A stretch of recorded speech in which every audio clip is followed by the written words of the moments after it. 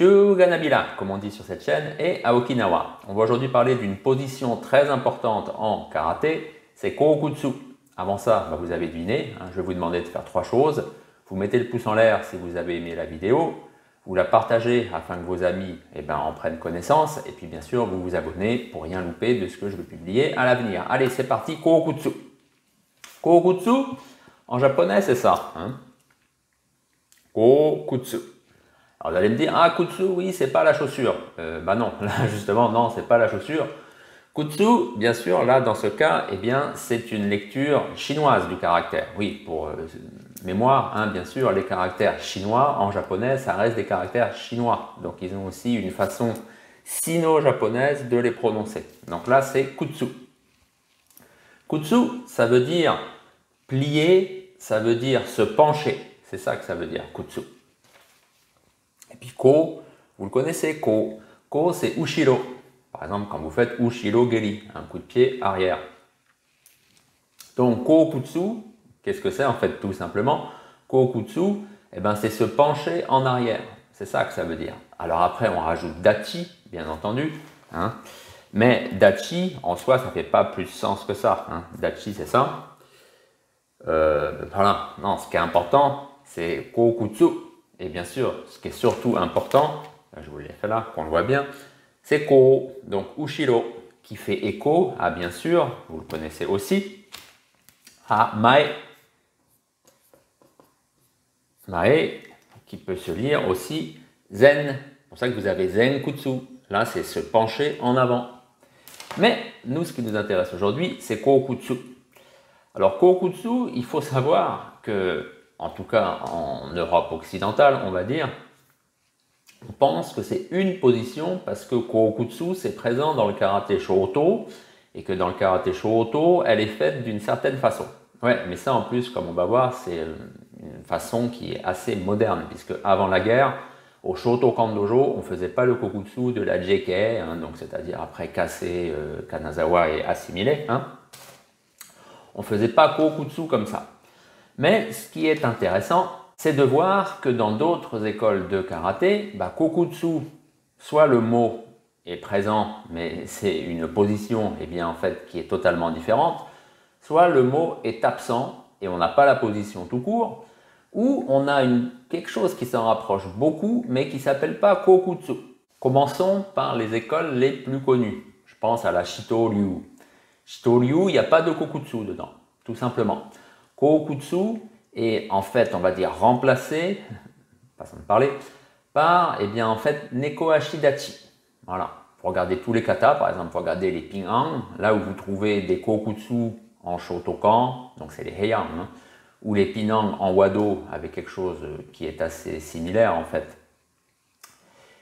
Non, en Shito, c'est Nekoashi.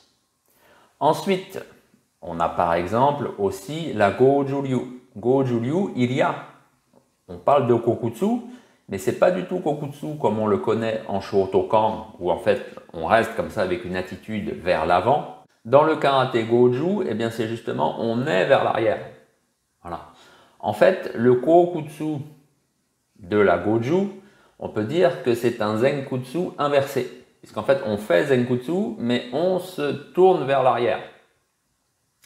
Il y a aussi bien sûr tout le karaté Kyokushin. Alors karaté Kyokushin, il y a aussi quelque chose qui s'appelle Kokutsu et c'est relativement semblable à ce qu'on trouve en Shotokan. Vous allez me dire c'est pas étonnant, puisqu'en fait c'est un Neko Ashidachi mais qui est en fait plus allongé.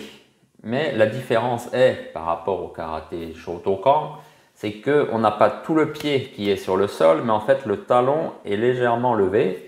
Qui se retrouve aussi dans des écoles okinawanaises qui vont être évoquées dans quelques instants. Ensuite, on a le karaté Wado, on a la Wado-ryu. Alors la Wado-ryu, on le sait, le fondateur avait été influencé par Funakoshi, mais pas que. On a quelque chose qui ressemble comme ça à Kokutsudachi. Ça s'appelle, j'ai pris des notes, c'est Mahanmi Neko Ashidachi. Alors, vous regarderez par exemple comment est-ce qu'ils font, par exemple, Pinang Yodang dans la Wado. Vous verrez la position n'est pas forcément très différente d'un Kokutsu. En tout cas, elle est radicalement différente d'un Neko Ashidachi. Mais eux, justement, ils appellent ça Neko Ashidachi. Bien sûr, quand je dis le Neko Ashidachi, c'est par exemple dans la Shito ou dans le karaté Shoto, bien entendu. Continuons avec des positions qui sont assez similaires, mais qui ne s'appellent pas comme ça. Par exemple, dans le karaté de la Kobayashi, donc qui vient de Chibana, on parle de Uki Ashidachi. Alors, Uki, c'est ce que vous avez dans le mot ukiyo-e, si vous connaissez un peu la peinture japonaise. C'est ce qui flotte. Et en fait, c'est très logique, puisqu'on voit la position. Bien sûr, la jambe arrière est justement pliée, puisqu'on reste toujours dans cette idée un peu de kokutsu, de plier vers l'arrière. Mais le pied avant, lui, est à peine posé sur le sol. Donc, ce qui donne cette idée de flottement, d'où uki. Tant qu'on est à Okinawa, eh bien, parlons des pratiques, par exemple, des armes, par exemple, dans les Okinawa Kobudo, des Matayoshi.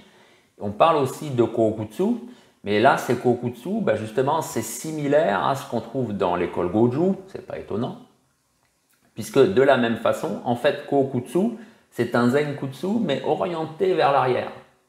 Ça, c'est ce qu'on trouve dans les Okinawa Kobudo et dans d'autres types de karaté à Okinawa. En fait, Kokutsu, c'est un Zenkutsu inversé. Ce qui est logique, puisque Zenkutsu, de toute façon, vous le savez, je vous l'ai dit, c'est se pencher vers l'avant. Mais si vous vous penchez vers l'avant et vous vous tournez, là, vous avez un Kokutsu, en fait, puisqu'en fait, là, vous vous retrouvez penché vers l'arrière par rapport à l'axe. Donc, vous voyez, à travers ces exemples, des karatés les plus connus, Wado, Shito, Goju, Kyokushin, on a comme ça des mots qui sont soit similaires et des choses qui sont différentes, soit on a des mots qui sont totalement différents des autres expressions, mais les techniques restent quand même proches, bien entendu. Alors on va finir avec le Shotokan et aussi Shotokai, donc moi je parle du karaté Shoto pour faire simple. Par exemple, en 1941, donc c'est bien avant la guerre, ou en tout cas c'est avant le karaté d'après-guerre, on a donc ce qui s'appelle le Ten no Kata. Ten no Kata, ça avait été une petite publication comme ça, où les Funakoshi expliquaient de façon omote et oula les techniques de base de leur karaté. Dans ce qui s'appelle Chudan Shutouke Chudan Nuki, donc c'est le 7e, on nous montre ça. Alors là, vous voyez bien. Ça, c'est le Kokutsu. C'est écrit noir sur blanc que l'on adopte la position Kokutsu. C'est écrit Kokutsu to Nari. Voilà, en faisant bien sûr la défense qui est Shuto. Donc je vous remonte encore, c'est en numéro 7. Donc vous voyez, on est loin du Kokutsu, maintenant qu'on trouve, on va dire, dans tout ce qui est le karaté Shoto, que ce soit Shotokai avec par exemple le Shotokai au Japon, les groupes Shotokai qu'on connaît liés à Murakami en Europe. Bien sûr, tout ce qui est Shotokan, Kanazawa, JK et les gens qui ont fait dissidence. Non, c'est très différent. Là, on est quand même beaucoup plus proche.